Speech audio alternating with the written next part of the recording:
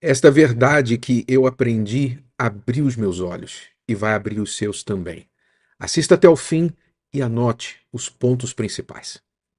Quando criança, às vezes eu me metia em encrenca porque eu pegava aqueles biscoitos recheados, sabe? Biscoito recheado tem duas metades, no meio um recheio.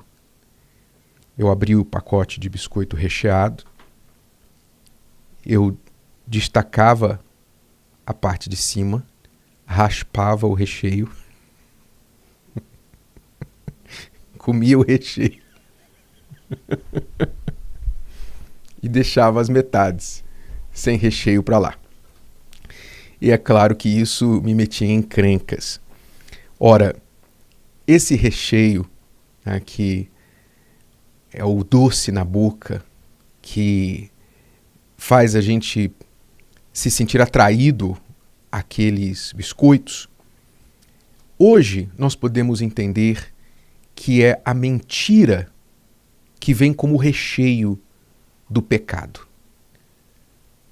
Todo pecado vem recheado de mentiras. Mentiras apetitosas, mentiras atraentes. Afinal, pense comigo. Como cair por algo que causa destruição, que causa dor, que causa até morte, se não for por uma propaganda enganosa, por uma mentira? A palavra de Deus garante que o pecado leva à morte. O salário do pecado é a morte, mas as pessoas vivem pecando. As pessoas vivem caindo no pecado. Por quê? Não pode ser por outra razão, senão que o pecado vem recheado, coberto de mentiras e recheados por dentro e por fora com a mentira. A pessoa abraça a ideia daquele pecado como se fosse o melhor negócio do mundo. E depois que passa pela boca aquele doce, então o amargo cai no estômago.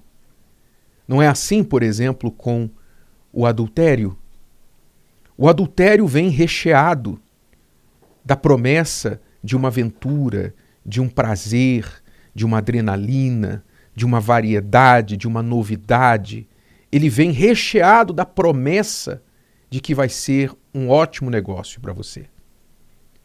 E depois de consumado o adultério, a traição, o que é o verdadeiro sabor dele? É o fim do casamento, é a falta de paz, o desrespeito, a decepção dos filhos, destruição da família e por aí vai. A perda de reputação e assim por diante.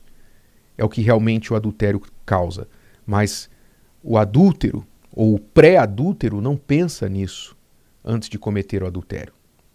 A mesma coisa é com o suposto dinheiro fácil, seja ele por roubo ou por golpe, algum tipo de engano, não é? A pessoa cai na história de que ela vai ganhar um dinheiro fácil. Não, eu vou roubar, não vai dar em nada. Eu vou criar aqui um esquema que eu vou ganhar dinheiro, não vai dar em nada, porque eu sou esperto. Eu sou muito esperto e ninguém vai me pegar, ninguém vai descobrir. Então, o fascínio pelo dinheiro fácil, sem trabalhar, é muito grande, que é a mentira que vem envolvida dentro daquele pecado do roubo. E depois de cometido, a pessoa se enrola e fica, enfim, muitos estão na cadeia, estão presos, outros no cemitério por causa disso. E outros que ainda não foram descobertos, não foram pegos, não têm paz. Pode morar numa mansão, mas não tem paz. Não dorme bem, dorme com uma arma do lado, não é? Enfim, assim é a mentira do roubo, que isso vai trazer alguma vantagem.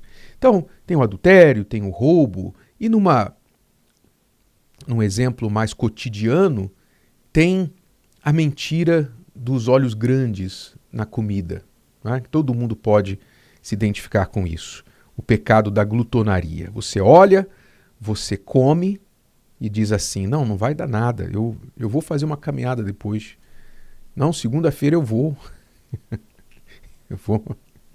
Eu vou para academia. Não vai dar nada. Só mais uma fatia de pizza, tá tão gostosa, não vai dar nada. E depois vem os problemas, né? O colesterol, o diabetes e outras coisas mais, sem contar a gordura e as roupas perdidas no guarda-roupa. Então, a mentira, ela sempre vem como recheio do pecado. Ninguém cai no pecado porque diz, eu quero me arrebentar. Não. A pessoa cai no pecado porque ela diz, eu quero ser livre, eu quero fazer a minha vontade, eu quero fazer o que eu gosto, eu quero fazer aquilo que me dá prazer e assim por diante. E ela cai no pecado porque ela pensa que aquilo vai lhe trazer algum tipo de prazer, de liberdade, de aventura e tudo mais. Só que quando ela desperta, ela já caiu. A mentira já está no seu sistema, no seu sangue. E aí ela vai ter que lidar com as consequências dela. Assim foi desde o princípio. O pai da mentira, o diabo, ele sempre usou da mentira para enganar o ser humano. Isso aconteceu desde lá do Jardim do Éden. Quando ele falou com Eva, ele misturou com a verdade a mentira, que é o tipo preferido de mentira que o diabo usa. É a meia-verdade. A meia-verdade é muito mais atraente do que a mentira deslavada, porque a meia-verdade ela contém um pouco de verdade. Ela tem uma parte verdadeira que faz a pessoa concordar. Não é verdade, é isso mesmo. Mas tem uma outra parte que é mentira, que ele embute na verdade. É o recheio, para fazer aquilo atraente. Então, ele contou a meia-verdade para Eva, dizendo, Deus disse que vocês não devem comer de nenhuma árvore aqui do jardim? Quer dizer, meia-verdade. Deus não havia dito isso. Ele havia proibido comer da árvore do conhecimento do bem e do mal no meio do jardim. Eva, devidamente, corrigiu aquela fala dizendo, não foi isso que Deus disse. Ele só nos proibiu de comer aquela árvore ali no meio do jardim. E disse para não tocarmos, não comermos, porque senão nós vamos morrer. Veja, ela sabia da consequência da desobediência, consequência do pecado.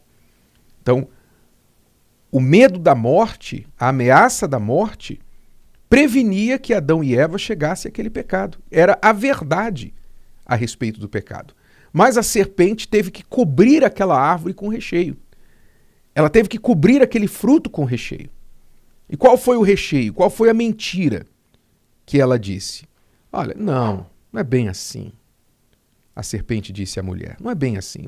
Certamente vocês não vão morrer. Deus exagerou. Deus está sendo um pouco exagerado com vocês. Vocês não vão morrer, não. Na verdade, Deus sabe que no dia que vocês comerem desse fruto aí, os olhos de vocês vão se abrir. Vocês vão enxergar como Deus enxerga. Vocês vão ver como Deus vê. Vocês vão ser como Deus. Ora, olha a mentira aí. A falsa promessa. Porque Adão e Eva já tinham sido criados à imagem e semelhança de Deus. Mas a serpente prometeu que eles seriam algo mais, exatamente aquele mesmo orgulho, aquela mesma ambição satânica de Lúcifer lá no céu, que queria ser como Deus, ele passou esse veneno para o ser humano. Não, vocês têm que ser como Deus. Porque só ele pode ser assim. Porque só ele pode conhecer tudo, saber tudo, ver tudo e proibir vocês. Não, vocês não podem ser proibidos de nada. Essa foi a conversa. E aí então disse, vocês serão como Deus, sabendo o bem e o mal. Então, as falas, essas poucas palavras da serpente estão tão misturadas com verdade e mentira que você tem que ter muito discernimento para detectar. Quando a serpente disse, vocês vão saber o bem e o mal, ela estava falando a verdade. Vocês vão saber o bem e o mal. Porque até comerem daquela árvore, o homem e a mulher não conheciam o mal. Só conheciam o bem, as coisas boas, alegria, paz, etc. Depois daquilo, eles vieram a conhecer o mal também. Hoje o ser humano conhece o mal. Então, nisso a serpente falou a verdade. Mas mentiu quando disse: vocês vão ser como Deus e vocês vão ser... vocês não vão morrer, seus olhos vão se abrir, etc, etc. Quando, na verdade, o ser humano se tornou cego, porque o pecado cega a pessoa não enxerga, né?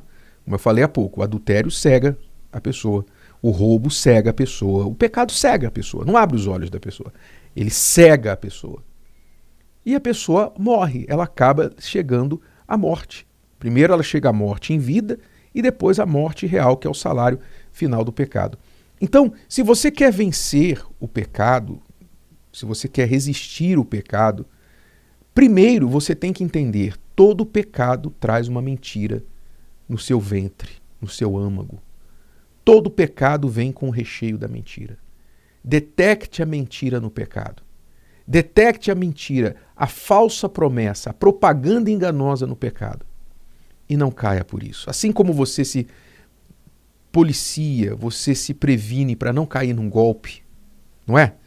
Você diz assim: não, isso aí é golpe, não vou cair nessa não, isso aí está parecendo golpe. Você fica atento, fica alerta, né? Só quem já caiu sabe. Assim como você se policia para não cair na mentira, numa promessa mirabolante de um golpe, você tem que se policiar 1000 vezes mais para não cair no golpe do pecado. O pecado é um golpe. E ele vem com promessas mirabolantes. Detecte a mentira. Decida que você não vai ser otário. Você não vai cair no golpe do pecado. E resista primeiro à mentira, porque se você resistir à mentira, então você vai saber qual é a verdade sobre o pecado. E aí sim, só se você for maluco é que você vai cair nele. E você, já caiu numa propaganda enganosa do pecado? Conte aqui nos comentários e diga qual foi a mentira que você acreditou e só se deu conta depois.